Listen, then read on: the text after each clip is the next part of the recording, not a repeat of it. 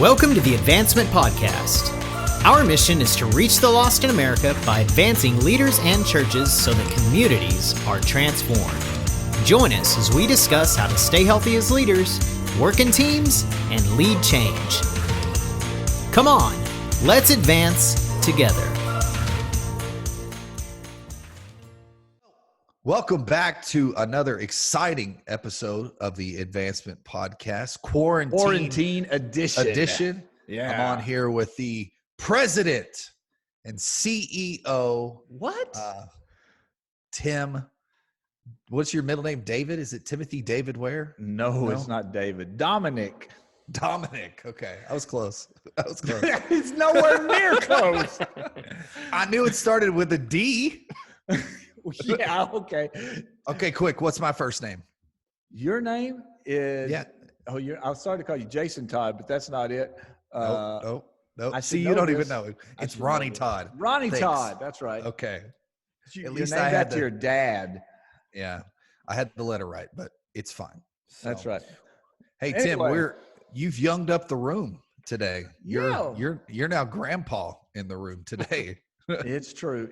So I had a listener ask if we were going to do any comments or do a series on youth ministry, and during this season, he said, because they're going to be the group that gets left out. Nobody's talking about them. Everybody's talking about Sunday morning, and everybody's talking about make sure poor you do youth something pastors. for your kids.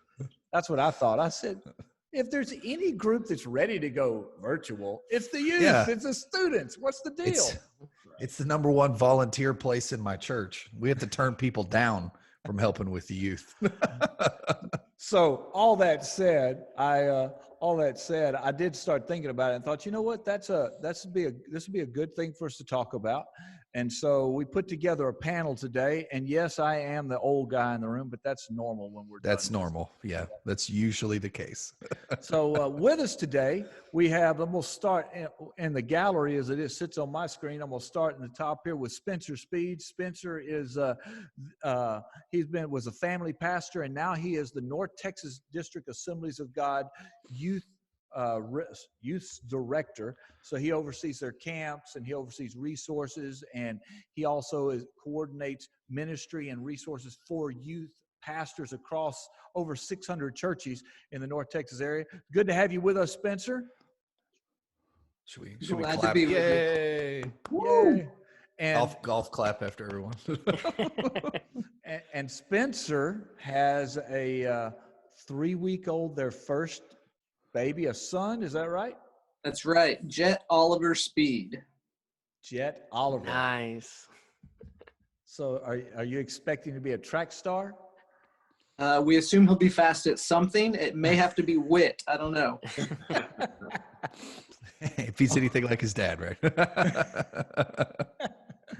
Yeah. Also joining us is Nick Houck. Nick Houck. I'll keep wanting to say Hawk, but it's Howk. Nick Todd, don't be upset. He was born and raised and began his ministry in Oklahoma, and he's married. All these Okies, man. It's okay. He was married to Kylie and has 3 kids, and now he is serving as the middle school pastor at Community Bible Church in San Antonio, Texas. That's right. We got him. At least to you live in a good place now. I love San Antonio. I love San Antonio too. It's my favorite place I've ever lived. Yeah, it's a good place. It's Texas, baby. Can't go Yeah. wrong. Everything's better, right? That's Yep. exactly right. Come on, preach it. Let's go. Then we have joining us Quinton Carter he's a friend from Mercy Gate Church in Mont Belvieu, Texas. He's the student pastor, and he's married with 2 kids. And you also have a newborn, you said, one that's a week and a half old. Yes, sir. Born during this whole pandemic. And so, Yeah.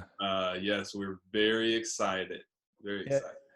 You guys, you and Spencer and Lauren, y'all had empty waiting rooms. There was nobody to take the baby out to see. That's right. All by ourselves, but it was pretty nice also. Yeah. Little did you know that's a huge blessing. Right. Sure. That's a huge blessing. When you have another child, you'll realize what managing the family's like during all that. Mhm. Yeah, so these guys are not sleeping right now.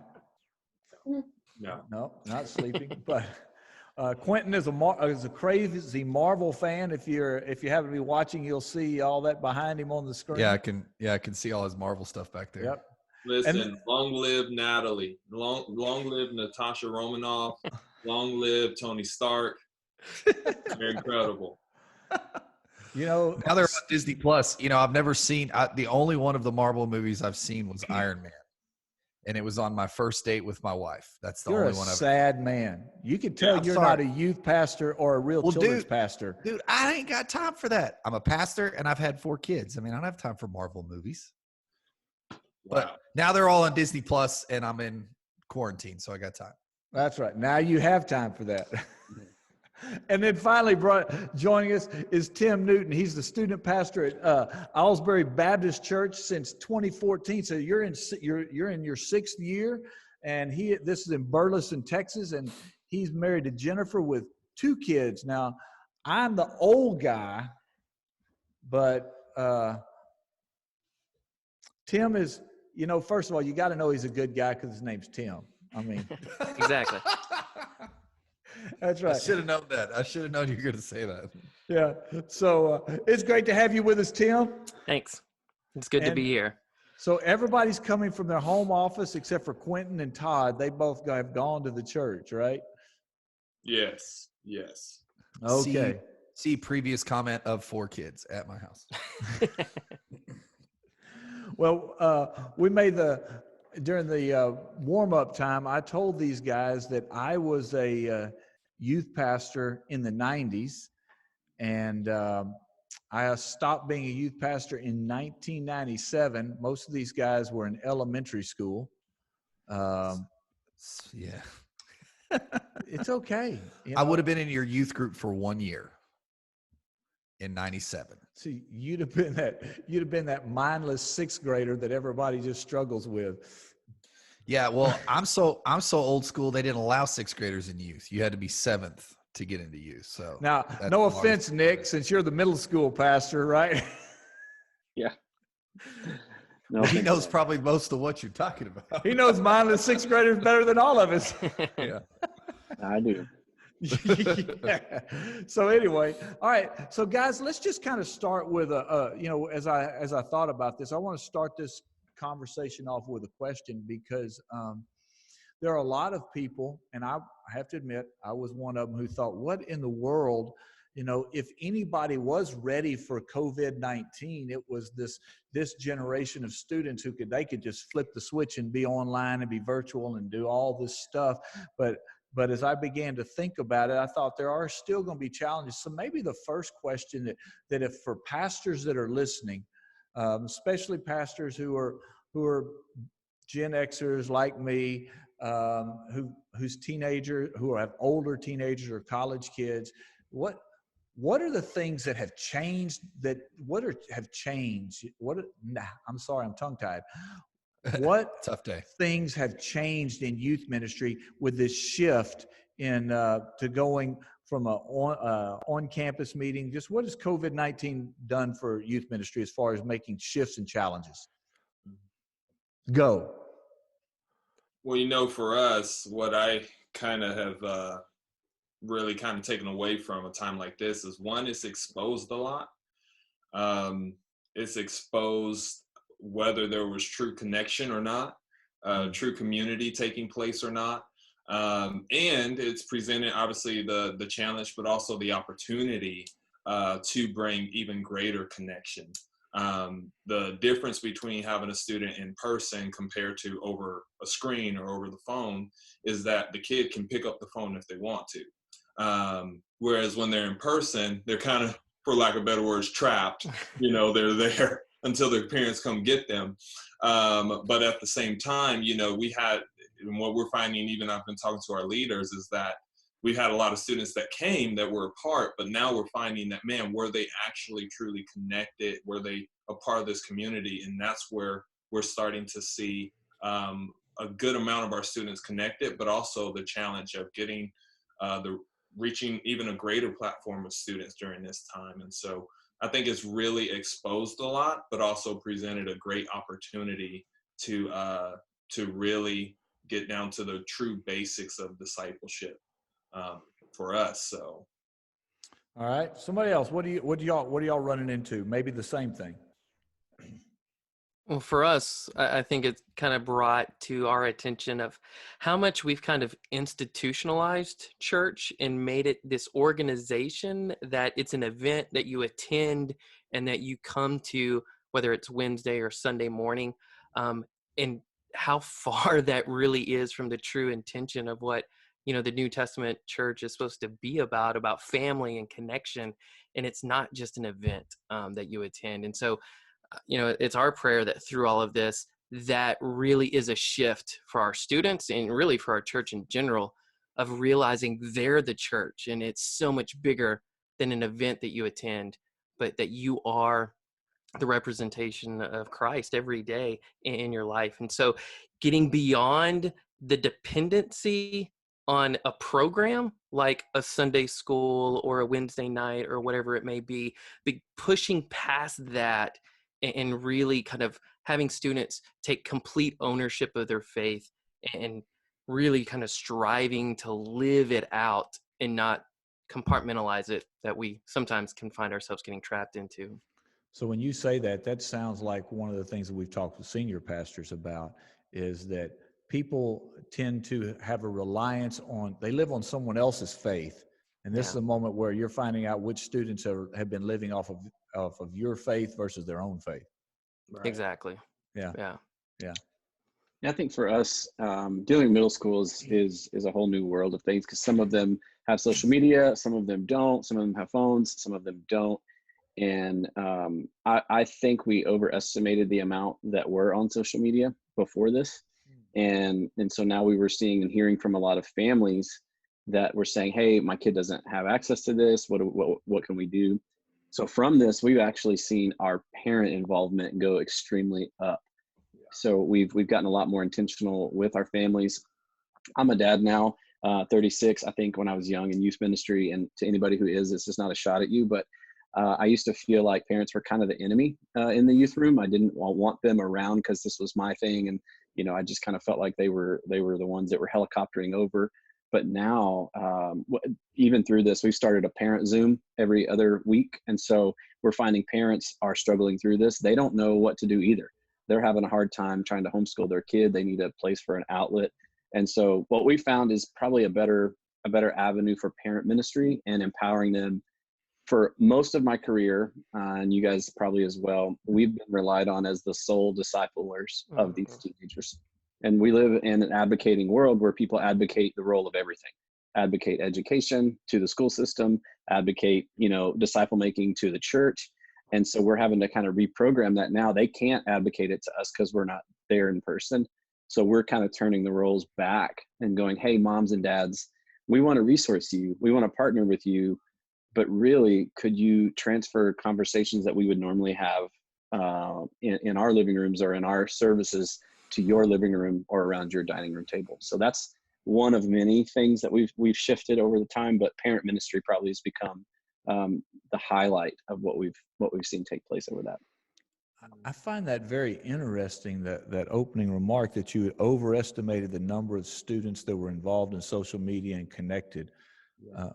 You guys are all nodding your head like that's true. And I don't know if is that just in middle schoolers, or is that also with high school? Is that a reality? Yeah. So we have our ministry split in two. We have a middle school pastor, which is myself, and we have a high school pastor who we co-lead the ministry together.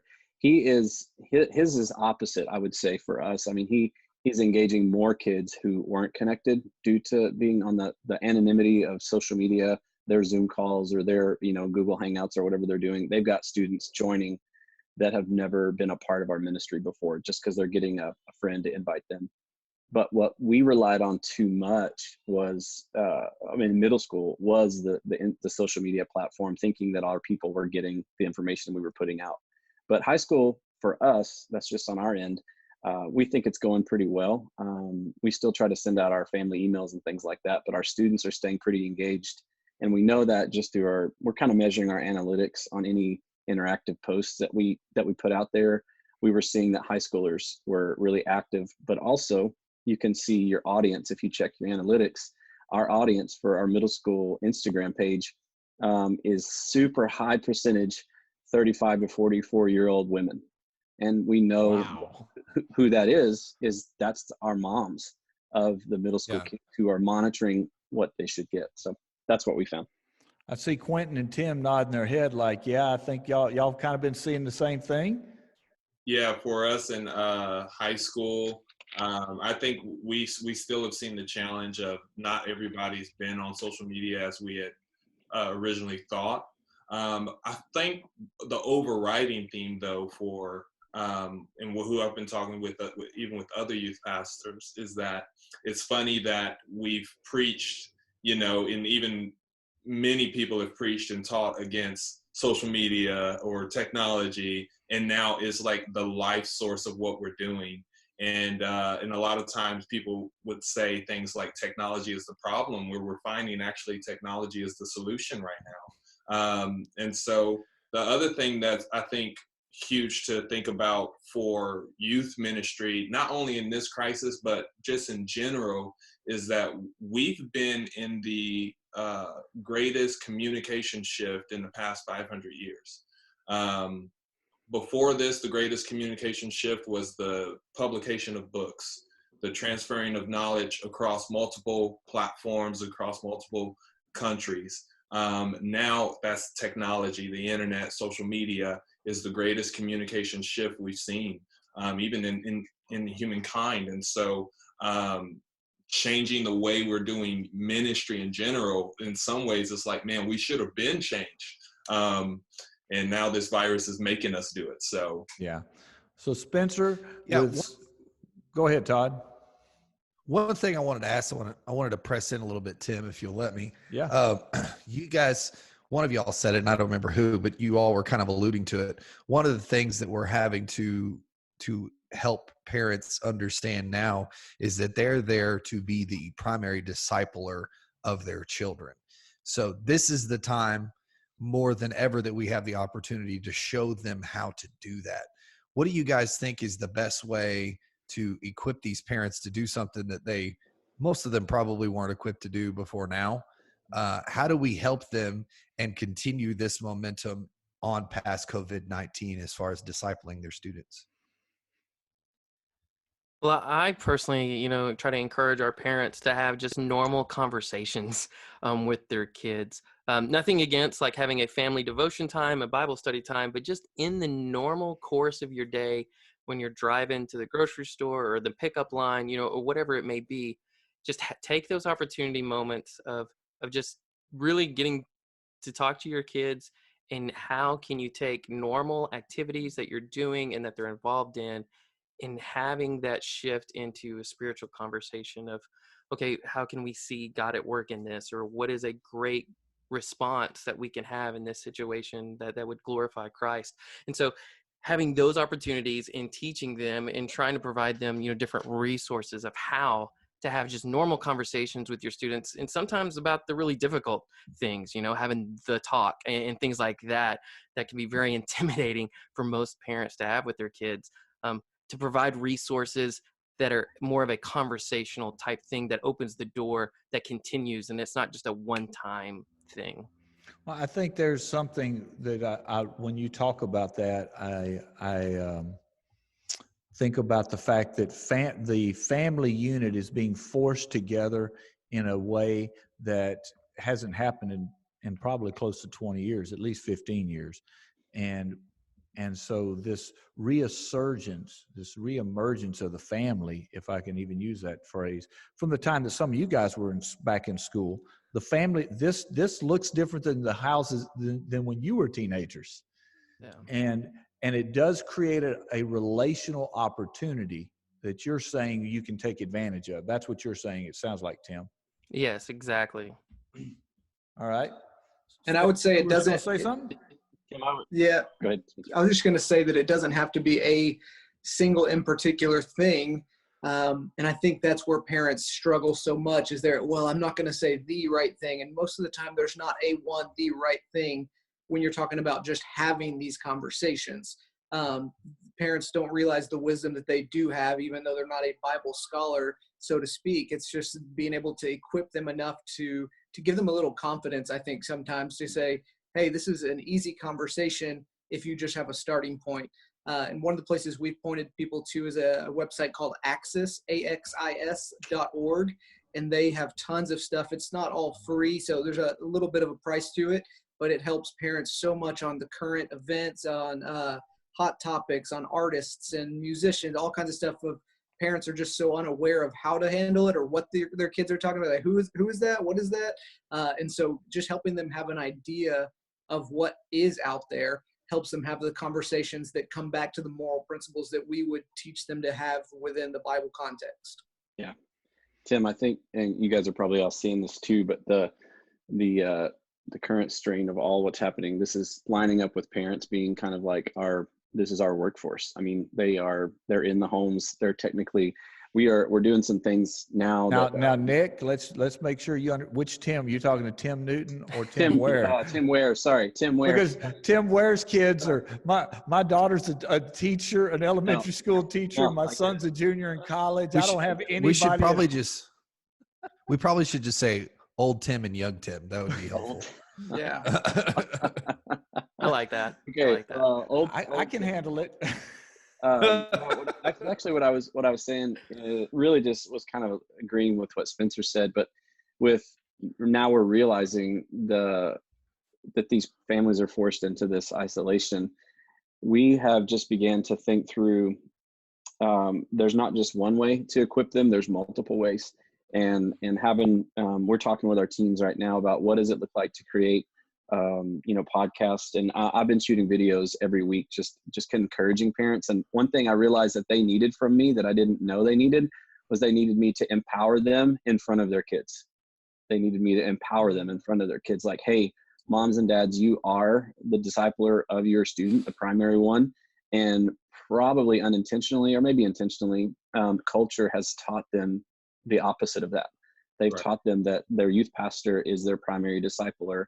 So I try to correct that when I can, videos that we put out. And also we created a spot just for landing. I know this probably will make sense to you guys. One thing we figured out was that parents are a little bit leery of these other social media platforms that have come out, TikTok and even Instagram to a certain level, because when we were raised in my generation and the parents that I'm ministering to, all those things weren't there. But the one that's comfortable to them is Facebook.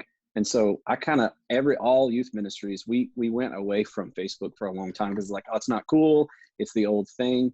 But what I've uncovered in the last 3 weeks is moms and dads live on Facebook. Yeah. And so if I want them to have information, I had to create a spot for them. So we introduced an actual Facebook page, which sounds a little dated, but it's been the greatest thing because now they're so well informed. And so I can drop all the things that we want to put there, but Access is the stuff we're using, Spencer. So I would encourage you guys. They just ran a sale on it too. I'm not trying to like plug them, but just if you are interested in that, they marked their price down a little bit during this season. So we're doing that, and we're going to start creating just little.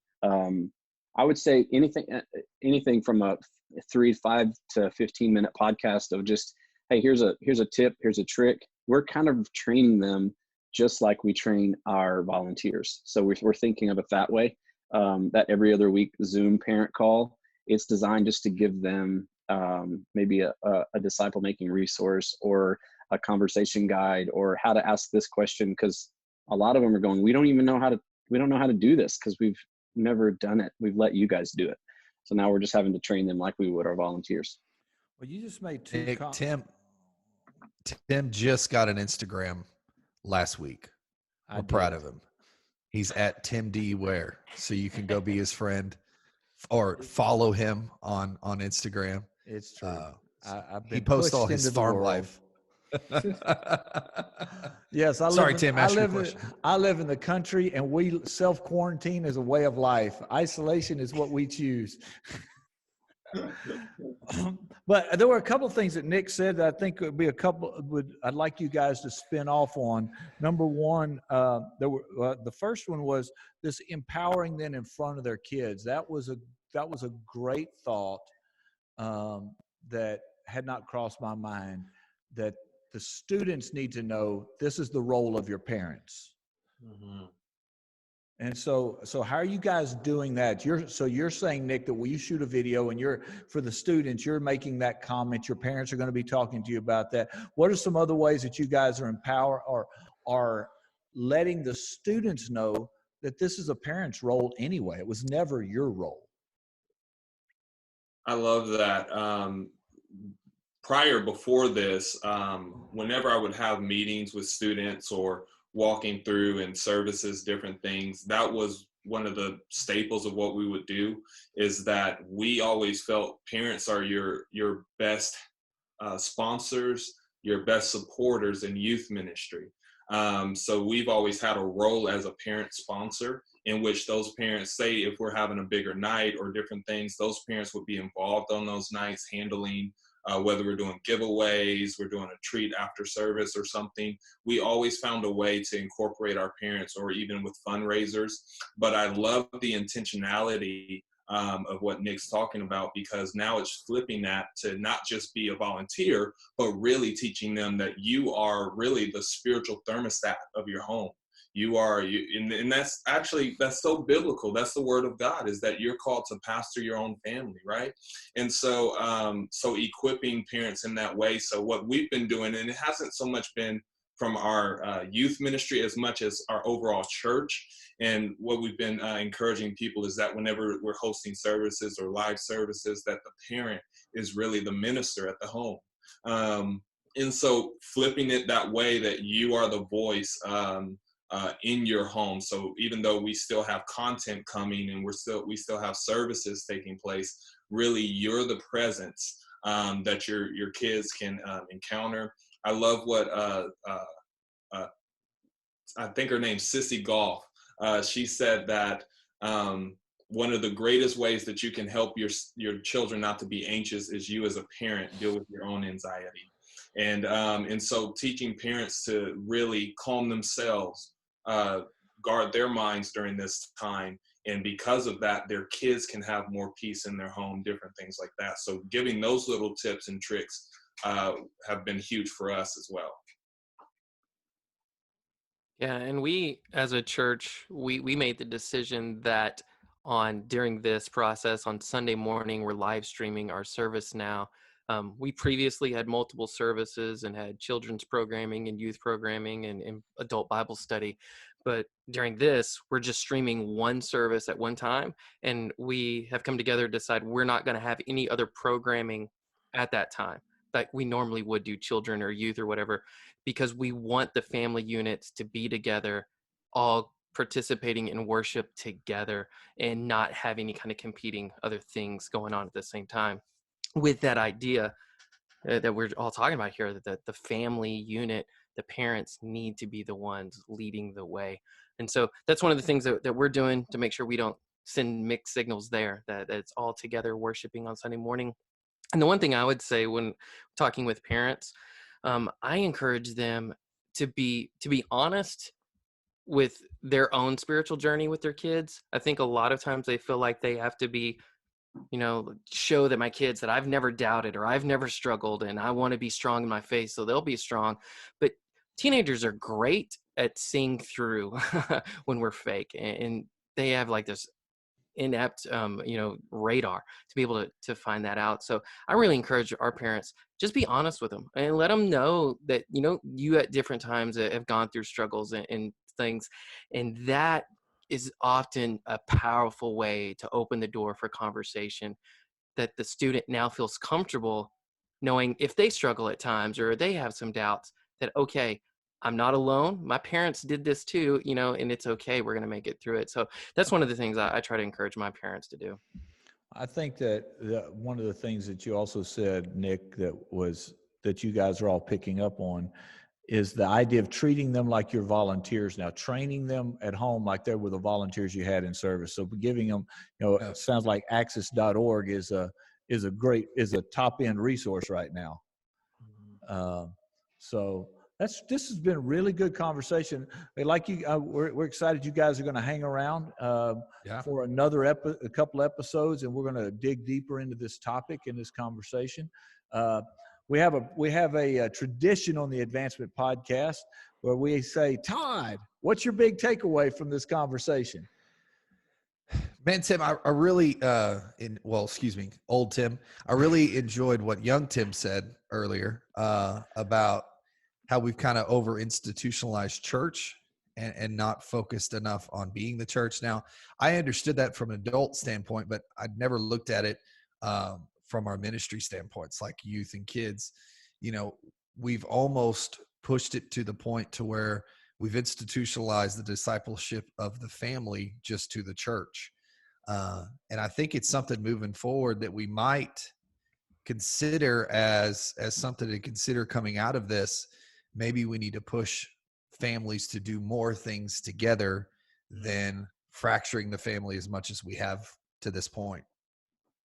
Yeah, there have been churches. This has been, especially in smaller churches, as a church consultant. There you go. As a church consultant, I work with lots of churches, and in smaller churches, there's often a tension of we want to worship together. We want to do family church versus, there's a lot of tension around that in certain dynamics. Yeah. So this is a challenge that's out there, and maybe we can dig into it a little more. Thank you guys for being with us. Spencer Speed, Nick Houck, Quinton Carter, and Tim Newton. Their contact information, if you want more from them, will be in the comments section below in the podcast, and also a link to access.org. So we thank you guys, and we'll see you next time on the Advancement Podcast. Quarantine edition. See ya. If you would like to keep this content coming, all Tim and Todd ask is $1 per show. See how to give, maybe even sponsor an episode or series on the website advancement.cc. Until next week, continue to advance the mission of Jesus.